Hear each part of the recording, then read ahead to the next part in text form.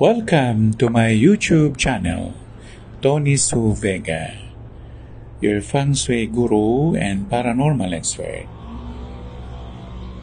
Bago natin ipagpatuloy ang ating content, babatiin muna natin ang ating mga subscribers, followers, likers, sharers sa ating YouTube channel, Tony Su Vega. Yung mga nasa Amerika ngayon, yan, kamukha ni Ronnie Serpa Juan, si Canurbel, si Shelly Nakagawa, si Evangeline Chua Concepcion, si Jade Concepcion. Magandang araw sa inyong lahat at sana tulungan ninyo ako na lumago pa ang ating mga subscribers. Sana. Horoscope.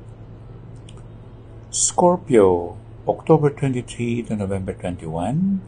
Today is Friday, October 27, 2023. Sa love aspect, nakuha natin ang barahang 8 of Pentacles. Dito, pinag-iingat sa lahat ng gawain o yung relasyon mo sa husband mo o sa misis mo.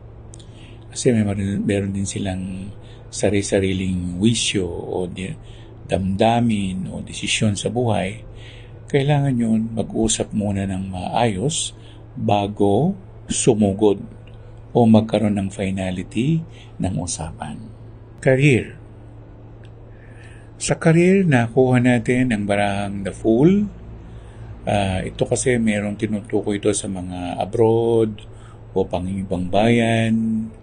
So, kung ikaw ay nagtatrabaho locally, maaaring ang home base mo ay talagang nasa abroad or isa ka ring trabahante ng isang dayuhang kumpanya. At kung ikaw naman ay nangangalakal, sinasabi dito na mag-e-expand ka at kailangan mong bumili ng mga imported products kung kinakailangan.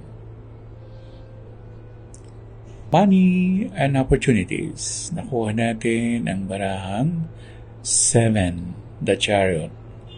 Dito, ang ibig sabihin nito, meron kang tsansa na magbiyahe, maglakbay sa iba't ibang lugar, at kung tinukoy na siya ay may kinalaman sa karwahe, ang ibig sabihin niyan ay shooting, merong kagaya ng mga content sa TikTok, o sa YouTube, o sa mismong sa network, Prime Network, o yung mga free time network. At sa ating life coach, nakuha natin ang barahang 8 of Cups na baliktad. Ang 8 of Cups ay isang baraha na medyo kakatwa. Kasi sa isang mukha niya, siya ay tumanggi o umiwas. Sa isang mukha naman niya, nagpakasal siya.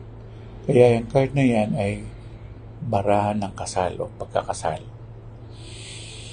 Kung babaybayan natin ang tinatawag na life coach, ang sinasabi lang sa atin ay ganito. Ang buhay daw ay simple lang. Mabuhay ka at hayaan mo ang iyong kapwa ay mabuhay din. So isang technique, ang tawag ay batas ng pagsasamahan o pagkikisama, batas ng pagbibigayan, batas ng cooperation sa isa't isa.